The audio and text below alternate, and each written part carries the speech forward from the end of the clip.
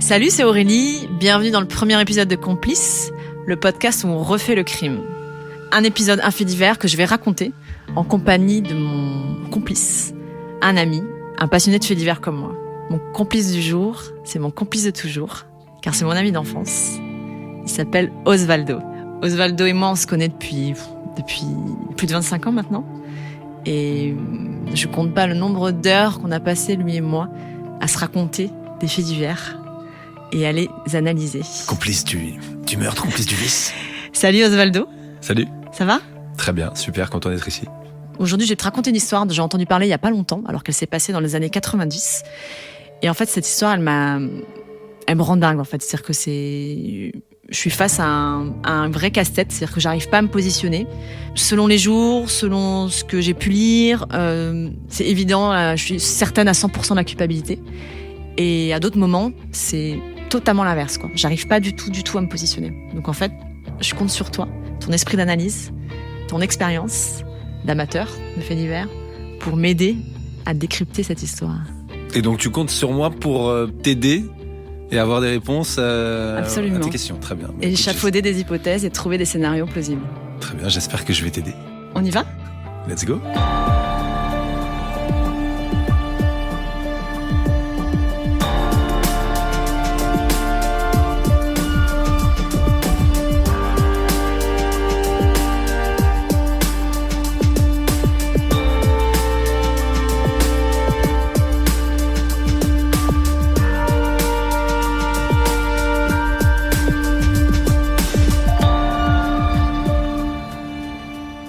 Alors, je te présente la famille Routier.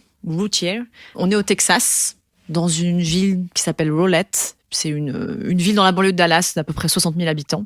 Une ville typique américaine, très calme, très résidentielle, où il ne se passe pas grand-chose, pour être honnête. La famille Routier, c'est Darlie, la mère. Darin, le père. Ils se sont rencontrés, c'est un amour de jeunesse. Ils se sont rencontrés quand ils étaient ados. Ils se sont installés ensemble. Ils ont 3 enfants. Alors là, il faut suivre pour les prénoms. Davon, 6 ans. Damon, 5 ans, et Derek, le bébé, le dernier arrivé, qui a 3 mois. C'est une famille typique américaine des années 90. Donc, comme nous, on a pu voir dans toutes les séries télé américaines de cette époque-là. Donc, Darlie, elle est blonde peroxydée, elle a une espèce de coupe assez improbable à la Farrah Fawcett, si tu veux, ou même comme on voit dans la série Dallas.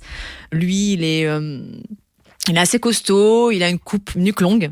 Évidemment, c'était la mode à l'époque. Des grosses lunettes, il a une chaîne en or, il est assez carré, il porte la barbe ou la moustache. Les enfants, l'aîné, donc Davon, qui a 6 ans, petit brun. J'ai vu des vidéos, on le voit, on dirait un vrai clown, quoi. Il passe son temps à faire des grimaces à la caméra, un peu casse-cou, complètement à faire le pitre. Et son frère, Damon, 5 ans, lui, il est beaucoup plus réservé, il est blond, encore à l'âge où on est dans les jupes de sa mère. Voilà, c'est le genre d'enfant qui a peur de dormir dans le noir sans son nounou. C'est une famille de nouveaux riches, puisque grâce à la boîte qu'a montée Darin, donc le mari, ils ont pu accéder tout de suite à une aisance financière très bonne, et donc ils en profitent. Ils se sont fait construire cette grande maison dans la ville de Rowlett. Le père a une Jaguar, elle, effectivement, a d'énormes bijoux qu'elle plaît à montrer. Ils ont même un bateau qui leur permet de se balader sur le lac à côté de la ville. Ils font des vacances tous les ans, ils partent loin, en destination, au soleil. Ils se font plaisir. Ouais, c'est une famille qui gagne de l'argent, qui le montre et qui se fait plaisir. Mais bientôt, ça va.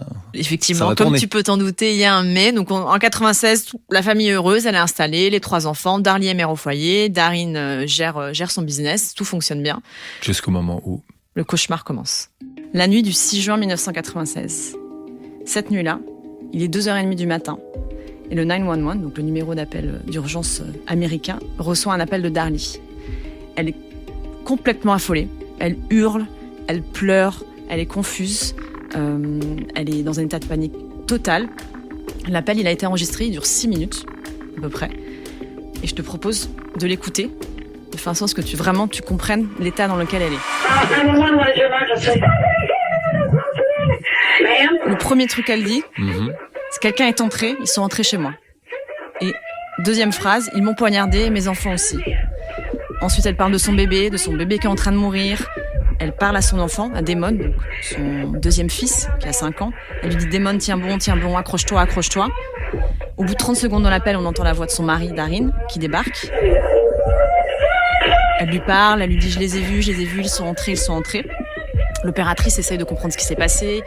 Elle lui pose la question, elle dit « Expliquez-moi, donnez-moi plus d'infos ». Et là, elle lui dit « Quelqu'un est entré pendant que je dormais au rez-de-chaussée avec mes garçons. Un homme est entré, il a poignardé mes enfants. Il m'a poignardé, je me suis réveillée, je me suis débattue. Il est parti vers le garage et il a jeté le couteau. » Et sur les déclarations de Darly, un homme est entré ou des hommes sont entrés ? Justement, là tu mets le doigt sur des premières bizarreries de cet appel, si tu veux, c'est qu'elle commence par dire « il » au pluriel, pour après rebasculer sur « il » au singulier, revenir sur du « il » au pluriel. En fait, sans cesse, pendant les 5 minutes et 44 secondes que dure l'appel, elle passe son temps à changer pas de version, mais en tout cas changer de vocabulaire. Donc ça pose des questions. Tout à fait. À la fin de l'appel, elle explique qu'elle se sent mal, qu'elle va mourir. Et à 4 reprises, sur les dernières phrases, elle parle du couteau. Elle dit qu'elle l'a ramassé, elle dit qu'elle l'a touché. Et elle s'inquiète, si tu veux, qu'on puisse ne pas retrouver d'empreintes sur ce couteau, puisque c'est les siennes qui y sont présentes. Donc à un moment donné, il y a des soupçons qui naissent de sa part sur des interprétations possibles. Exactement. Alors qu'elle est en train de déclarer cette agression, cette intrusion et je ne sais pas encore ce qui arrive aux enfants. Et une intrusion a priori hyper violente et elle est sous le choc, si tu veux, quand on l'écoute. Donc effectivement, la police arrive quasiment immédiatement sur les lieux avec les secours, avec les ambulances. Combien de temps après ?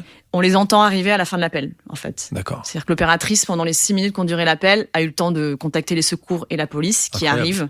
Donc au bout de 6 minutes, on entend un policier qui arrive sur les lieux, ainsi que les secours. D'accord. Sur les lieux, le couple, Darly, son mari et les enfants. Ils arrivent dans le salon, au rez-de-chaussée. Et là, ils tombent sur le corps de Davon, donc l'aîné, 6 ans. Il est allongé sur le sol, il s'est pris 2 coups de couteau. 2 coups de couteau tellement forts qu'ils ont traversé son corps de part en part, au point de transpercer le sol. Il est allongé devant la télé, d'ailleurs, la télé est encore allumée quand les secours et les policiers arrivent sur place. On retrouve ensuite le corps de Damon, le deuxième enfant, qui a 5 ans. Lui, il est un tout petit peu plus loin que son frère. Il a lui aussi été poignardé, il s'est pris une demi-douzaine de coups de couteau. Il est encore en vie quand les secours arrivent. Les secours l'amènent à l'hôpital. Malheureusement, il décédera dans l'ambulance avant de pouvoir arriver à l'hôpital. Darly, elle est couverte de sang. Et en fait, les secours se rendent compte qu'elle aussi, elle est blessée. Donc, ils l'emmènent aussi urgemment à l'hôpital, où elle est prise en charge et opérée. Elle a une coupure sur l'avant-bras droit qui a touché l'os, une autre à l'épaule gauche. Elle a un énorme hématome sur le bras droit et elle a une profonde entaille au niveau de la gorge. Donc, il y a 2 enfants qui sont retrouvés, un décédé, l'autre poignardé de 12 coups de couteau. Les 2 ont été poignardés. Les 2 ont été poignardés. Et le troisième ? Le mari Darly ainsi que leur bébé de 3 mois, Derek, dormaient à l'étage et eux sont complètement indemnes. D'accord. Voilà. Donc, qu'est-ce qui s'est passé, si tu veux ? Là, c'est Darly qui le raconte tout de suite aux enquêteurs dès qu'elle se réveille après avoir été opérée. Donc, elle raconte que cette nuit-là, les 2 garçons, donc Damon et Davon, n'avaient pas école. Ils avaient envie de faire une soirée pyjama devant la télé. Leur père venait de leur acheter une nouvelle télévision. Donc de dormir dans le salon, par terre. Leur mère, Darly, décide aussi de dormir avec eux sur le canapé. En plus, elle est très fatiguée en ce moment parce que le bébé ne fait pas ses nuits. Donc Darin, le mari, et leur enfant, le bébé, vont dormir à l'étage. Toute la famille s'endort. Et à un moment donné dans la nuit, elle entend son fils cadet, donc Damon, qui l'appelle. « Maman, maman », il lui presse l'épaule. Elle se réveille, elle ouvre les yeux, et là, elle voit un homme debout devant elle. Elle le décrira comme un homme blanc d'à peu près 1m80 qui s'enfuit. Tout de suite, immédiatement, elle se lève. Elle part à la poursuite de cet homme-là. Donc, il traverse le salon, il traverse la cuisine. Et là, dans la cuisine, il lâche le couteau qu'il a à la main, puisque elle se rend compte que l'agresseur, en tout cas l'intrus, si tu veux, avait un couteau à la main. Elle le ramasse. Elle dira qu'elle le fait par réflexe. Et là, elle s'interrompt. Elle fait demi-tour. Et en fait, elle allume la lumière dans le salon. Jusqu'à présent, tout était plongé dans l'obscurité. Elle ne savait pas ce qui s'était passé. Et là, elle découvre l'horreur absolue. C'est-à-dire ces 2 enfants blessés, dont l'un qui est déjà mort, donc l'aîné, et Damon qui est en souffrance absolue. Elle hurle, elle commence à pousser des hurlements. Ça réveille son mari qui descend immédiatement. Elle appelle les secours. Et pendant qu'elle est au téléphone avec les secours, elle et son mari essayent d'apporter des premiers soins aux enfants. Ils font des allers-retours entre la cuisine et le salon pour déposer notamment des serviettes sur les blessures pour faire pression. Ça, c'est ce qu'elle raconte. Darin, son mari, raconte exactement la même chose. Il explique qu'il a été réveillé, qu'il est descendu, qu'il a découvert aussi cette scène absolument horrible. La police, quand elle arrive sur place, tout de suite, effectivement, elle est dans l'optique qu'un intrus a pénétré dans cette maison et a assassiné ses 2 enfants. sur les dires de Darly, uniquement. Oui. Puisque son mari dormait. C'est ça. Donc là, forcément, la personne au centre de toutes les interrogations, c'est Darly. Pas encore. C'est-à-dire que d'abord, le travail de la police et de la police scientifique, c'est de fouiller la maison et de procéder aux premières constatations. Dans la mesure où la porte d'entrée n'a pas été forcée, ils examinent l'arrière de la maison, le garage. Et là, il y a une moustiquaire, si tu veux. C'est vrai qu'on est au Texas. Il fait assez chaud tout au long de l'année. Une grande moustiquaire qui fait à peu près 1,20 m de large, 1,20 m de haut, qui est située au niveau du sol. Elle est fendue. Elle est fendue de haut en bas, laissant penser que quelqu'un a pu pénétrer dans la maison à cet endroit-là. Une fois dans le garage, il y a une porte qui donne sur la buanderie. De la buanderie, tu accèdes à la cuisine. La cuisine elle-même est ouverte sur le salon où se sont déroulés les crimes. Sur la porte entre la buanderie et la cuisine, il y a une trace de sang. Sur le sol de la cuisine, il y a des traces de pieds nus ensanglantés. Il y a des taches de sang partout. Il y a le couteau qui est posé sur le comptoir, parce que Darly l'a posé là, après l'avoir ramassé. L'aspirateur est renversé. Il y a un tiroir de la cuisine qui est ouvert. Dans l'évier, les enquêteurs ont l'impression qu'il y a eu du sang, mais qu'il a été rincé avec de l'eau. Et ensuite, dans le salon, effectivement, c'est là où sont déroulés les crimes. Il y a évidemment énormément de sang. Il y a un verre de vin qui est renversé, mais c'est tout. Donc on a une scène de crime, l'arme du crime. C'est ça. On n'a pas de mobile. Et il y a des questions quand même sur le fait que le sang a été lavé dans la cuisine. Exactement. Dans l'évier, les policiers, si tu veux, ont l'impression qu'il y a eu du sang et qu'il a été rincé. Ce que va expliquer Darly et ce que va corroborer son mari, c'est que au moment où ils portent les premiers secours à leurs enfants, en fait, ils vont prendre des serviettes et des torchons, ils vont les mouiller et ils vont les appliquer sur les blessures de leurs enfants. D'accord. Voilà. Aussi, ça explique pourquoi il y a un tiroir qui est ouvert. C'est là-dedans que se trouvaient les torchons de la cuisine. D'accord. Voilà. En fouillant les alentours de la maison, les policiers vont découvrir une chaussette. Une chaussette qui porte des traces de sang. Cette chaussette, elle est située à peu près à moins de 100 mètres de la maison des routiers.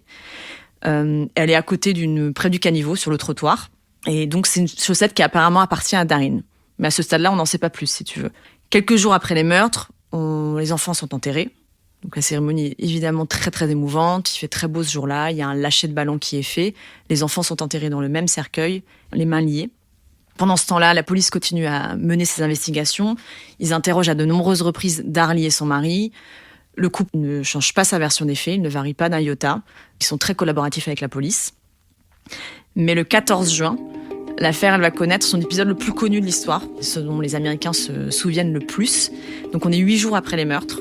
Et c'est le jour où Davon, donc l'aîné, aurait dû avoir 7 ans. C'est le jour de son anniversaire. D'accord. Donc pour fêter ça, la famille, donc Darly et son mari, ainsi que quelques proches, ont eu l'idée d'organiser une fête d'anniversaire sur la tombe commémorative, exactement, sur la tombe de leurs enfants.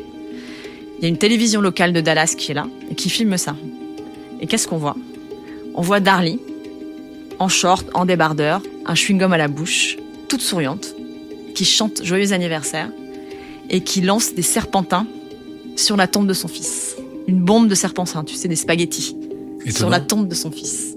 Donc ce personnage central fait quelque chose de assez fou, on peut le dire, en tout cas de manière... Tu peux imaginer l'image que ça a eu auprès de l'opinion publique et auprès de l'équipe de police qui enquêtait sur l'affaire.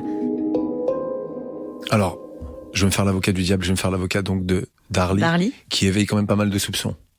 Cette femme donc qui perd ses 2 enfants décide quand même d'honorer la mémoire de son fils qui allait fêter ses 7 ans, et peut-être que donc son fils aîné adorait les serpentins et que dans leur vie commune ils ont passé énormément de moments de fête et de joie à utiliser ces bombes de serpentins.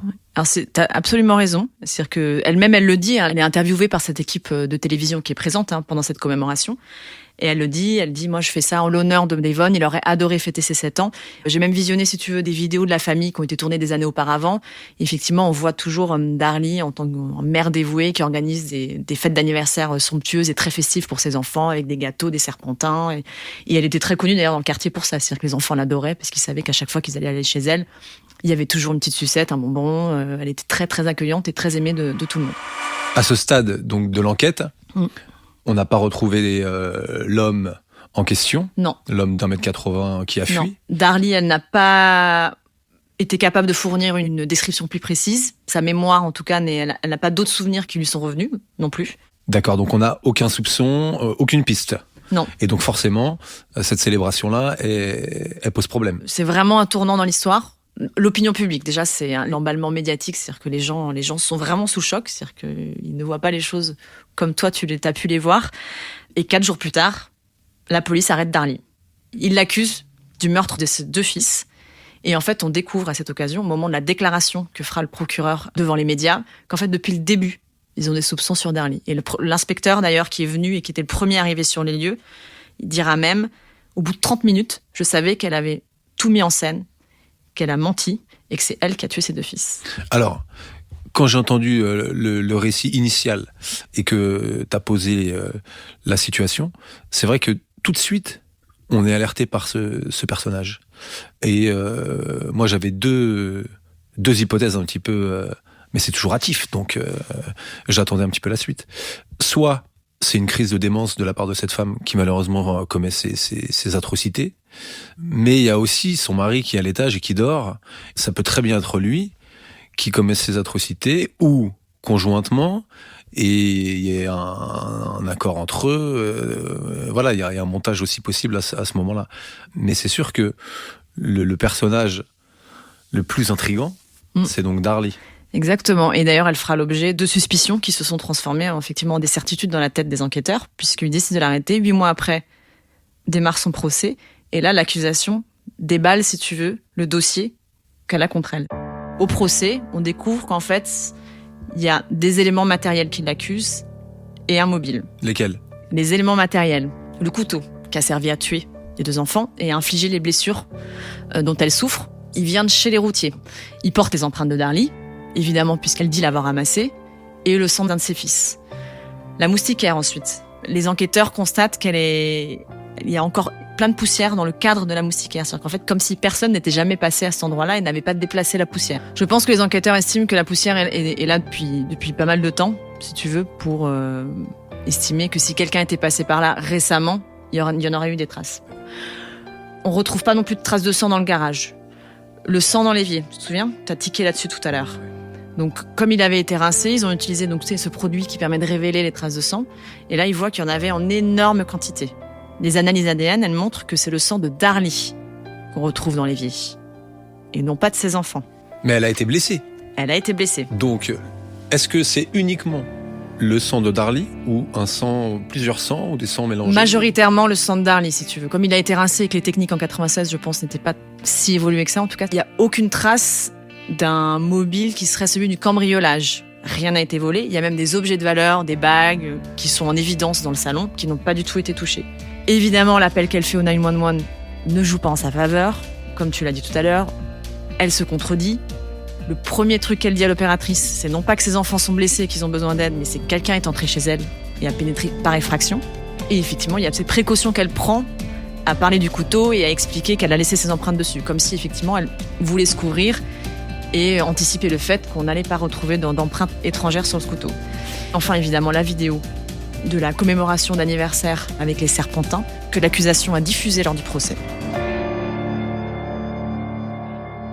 Là, on est complètement dans le pathos, c'est-à-dire que les jurés, on est dans les années 90, voient une mère accusée d'office. C'est ça. Honorer la mémoire de son fils. Et en fait, ça se retourne complètement contre elle. Complètement. Il faut imaginer que cette vidéo, elle vient à la suite de preuves matérielles qui ont été énoncées par l'accusation, par des experts scientifiques et médicaux qui viennent à la barre.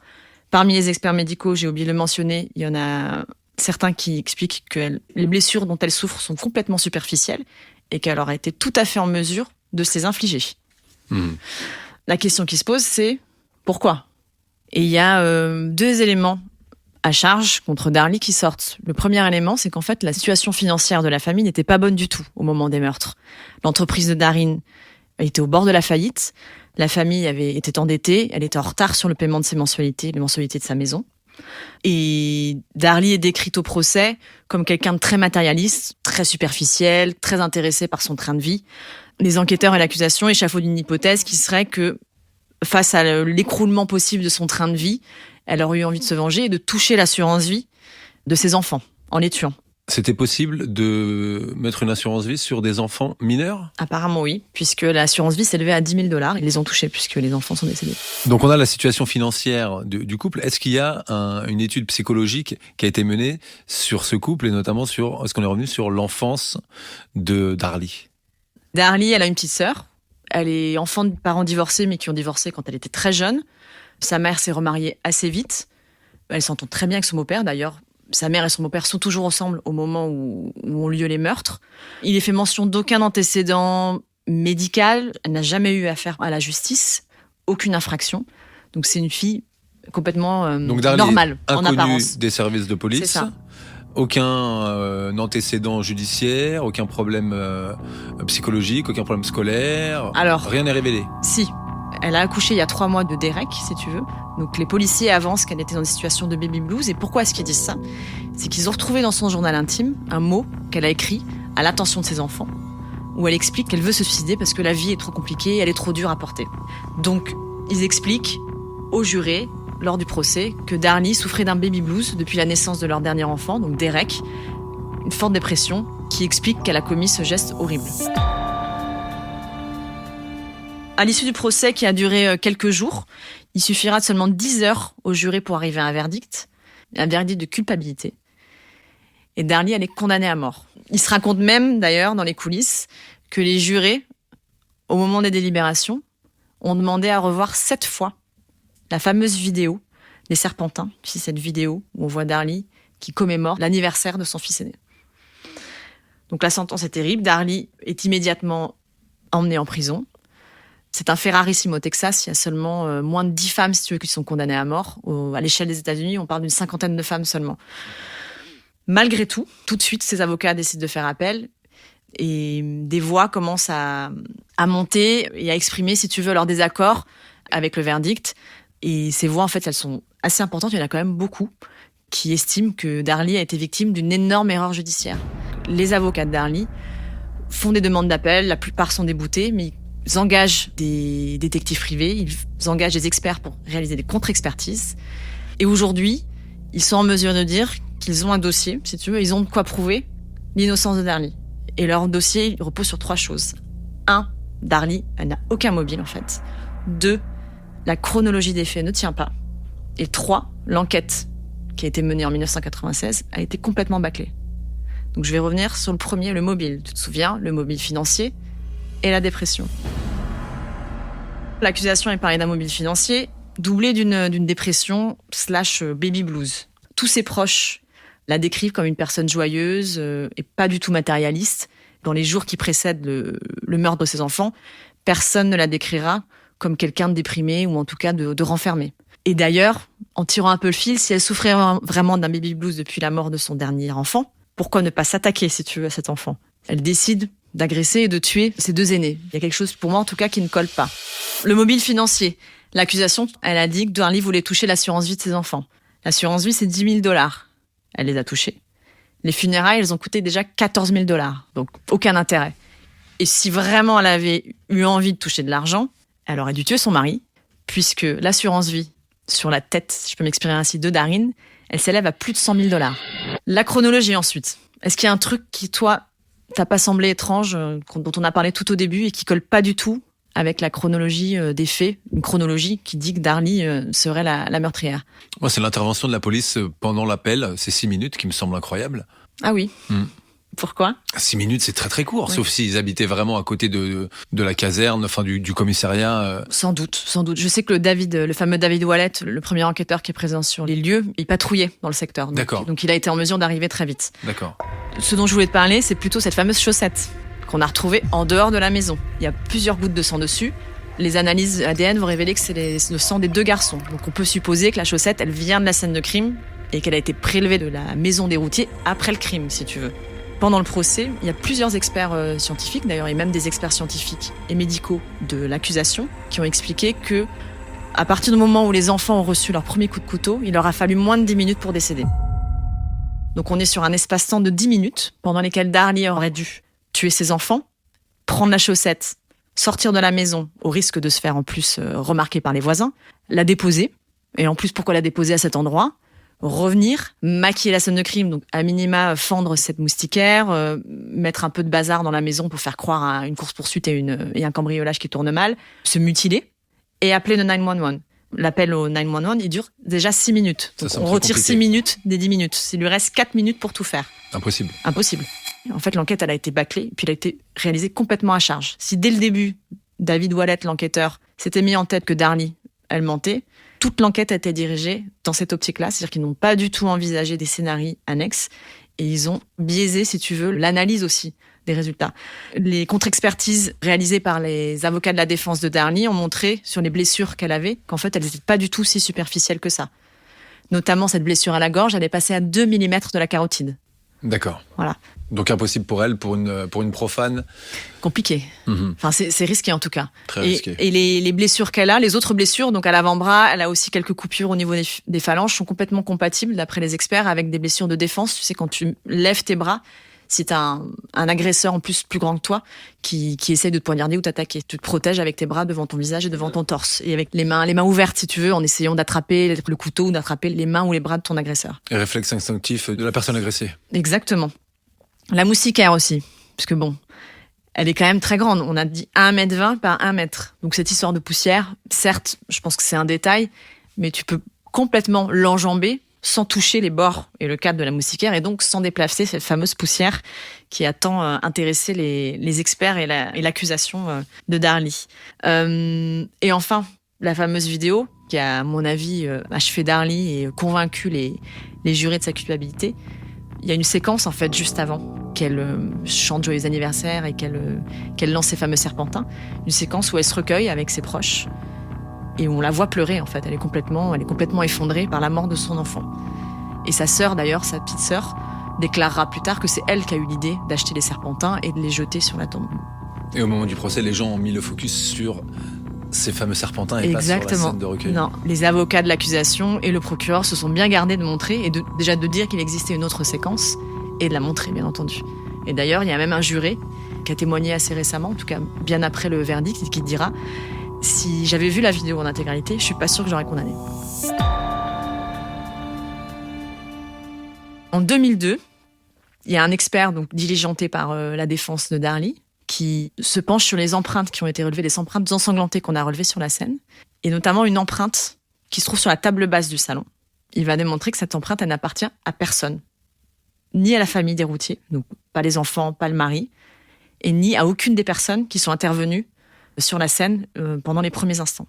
Donc ça, c'est quand même, avec la chaussette, c'est un peu l'élément extrêmement perturbant, si ce n'est celui qui, à mon sens, aurait dû introduire un doute énorme dans la culpabilité de Darlie. Une empreinte digitale, une empreinte de main, ouais, une empreinte de main qui apparemment appartient à un adulte, et elle est ensanglantée. Donc évidemment qu'elle a été laissée par quelqu'un qui était soit présent au moment des crimes, soit dans les fractions de secondes qui ont suivi.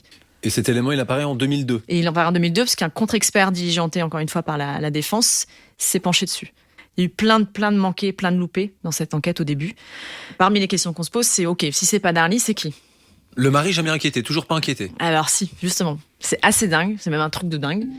Les enquêteurs privés, donc toujours pareil, ceux qui travaillent en faveur de la défense et l'innocence de Darlie, ils vont interroger le mari de la mère de Darlie. Celui-ci leur dit que quelques mois avant les meurtres, son beau-fils, donc le mari de Darlie, est venu le voir un jour. Et alors, il lui a demandé s'il connaissait quelqu'un pour simuler un faux cambriolage chez lui. Dans quel intérêt ? Tout simplement pour faire une arnaque à l'assurance. Donc là, il y a un mobile financier qui réapparaît, ouais. Il refait surface du côté du mari. C'est ça. Et Darin l'a confirmé. Donc le mari de Darlie a confirmé qu'il avait eu cette idée-là, mais qu'il n'était pas allé jusqu'au bout. Voilà. Et simplement, il s'arrête là. C'est quand même ultra bizarre. Est-ce qu'on peut imaginer que il a fini par trouver quelqu'un et que le cambriolage, en fait, tourne au carnage? Bon, ça paraît bizarre, c'est-à-dire que il savait que ce soir-là, sa femme et ses 2 fils dormaient dans le salon au rez-de-chaussée, donc il se doutait bien que le cambrioleur allait tomber nez à nez avec sa famille, donc c'est quand même risqué. Est-ce que c'est quelqu'un à qui il a commencé à parler de ce projet d'arnaque à l'assurance, finalement pour se changer d'avis, mais cet homme ou ces hommes-là, d'ailleurs on peut parler potentiellement de plusieurs agresseurs, se sont dit on va quand même y aller parce qu'il y a de l'argent à se faire. Même s'ils ont beaucoup de dettes, ils vivent dans une grande maison. Lui a une Jaguar, il y a des bijoux, c'est quand même, ils ont encore des biens, ils ont beaucoup de biens de valeur. Rien n'a été volé. Et rien n'a été volé. D'accord, mais si Darin planifie un cambriolage les cambrioleurs sont censés être au courant, ils vont pas commettre un meurtre. Non. Donc c'est surprenant, ça tient pas. Ça tient pas. En revanche, Darin, donc le mari d'Darly, il avait intérêt à tuer sa femme. Puisque elle aussi, elle avait une assurance vie. Dans cette famille, tout le monde a une assurance vie. Et il aurait touché 250 000 $ à la mort de sa femme. Donc on peut aussi imaginer qu'il a commandité le meurtre de sa femme. J'ai du mal à croire qu'il ait pu le faire lui-même, c'est-à-dire que sa femme elle-même ne l'aurait pas reconnu, puisqu'elle dit avoir vu quelqu'un qui l'a agressé, si tu veux. Sauf si elle n'a pas envie de dénoncer son mari avec qui elle a construit sa vie et... Quitte à prendre une peine à perpétuité et risquer la peine de mort. Bien sûr. L'amour, c'est l'amour fou. C'est-à-dire qu'aujourd'hui, encore là, en 2019, si tu veux, elle continue à clamer son innocence et à aucun moment donné, elle n'a mis en cause son mari. C'est-à-dire qu'elle accepte de porter déjà le poids de la culpabilité et elle est prête à assumer ça par amour pour son mari. Bien sûr. Ah oui. Ça me choque pas du tout. Le meurtre, enfin la planification du couple a jamais été étudiée? Non, jamais. Moi, j'y ai pensé. Éventuellement que quelque chose est dégénéré, si tu veux, ce soir-là. Alors, est-ce que c'est dans le couple et que les enfants ont été blessés, ou est-ce que l'un des deux s'est pris aux enfants et l'autre a voulu intervenir? Si tu veux, je suis partagée entre la scène de crime et mise en scène, mais pas vraiment non plus. Tu vois, on est sur du travail à moitié fait quand même. Si tu veux vraiment accréditer la thèse d'un agresseur extérieur, encore une fois, je me mets à la place, c'est de la projection pure. Si j'avais été Darly, j'aurais été plus précise sur la description de mon agresseur, si tu veux. Je me serais pas contentée juste d'un homme blanc. Et puis cette chaussette, quel est l'intérêt d'aller déposer une chaussette, si tu veux, et pourquoi une chaussette en plus? Et pourquoi pas le couteau, tant qu'à faire, si tu veux vraiment donner l'impression que quelqu'un est venu de l'extérieur et est reparti à l'extérieur? Après, le crime est un métier et c'est compliqué de tuer, de planifier, de nettoyer, de penser à tout, à la mise en scène, à la scénographie du meurtre. Mais en tout cas, le mobile financier ne tient pas si Darly reste en vie. Évidemment. Le problème aussi, c'est ce vagabond, un agresseur errant qui viendrait, ou ce cambrioleur qui viendrait, qui changerait son fusil d'épaule, c'est-à-dire de passer de cambriolage à meurtre, sans pistolet, sans rien, qui prendrait un couteau de la maison, de la cuisine, qui truciderait tout le monde. Oui, ça paraît pas probable non plus, si tu veux, qu'on passe d'un cambriolage à un meurtre aussi atroce, si tu veux. Les coups portés ont été très violents. On parle d'enfants en plus, encore une fois. C'est-à-dire que les enfants, a priori, tout le monde dormait profondément. Donc, quelqu'un s'est réveillé, tu repars en catimini, ou en tout cas, tu t'enfuis. Mais pourquoi vouloir assassiner tout le monde? Je te l'accorde, c'est étrange, ouais. Un cambriolage qui se transforme en expédition punitive, ça n'existe pas. Étrange, hein? Troublant. Donc aujourd'hui, en 2019, Darly, elle est toujours en prison. Ouais, elle est toujours dans le couloir de la mort au Texas. Donc, ce qui me rend complètement dingue, c'est que si tu veux, au regard des éléments qu'on a, de ce qu'on a pu entendre, quand on a une vue globale de l'histoire, on se dit, évidemment que Darly, il lui faudrait un nouveau procès. Je ne sais pas si elle est innocente, mais en tout cas, elle mérite un doute raisonnable, si tu veux.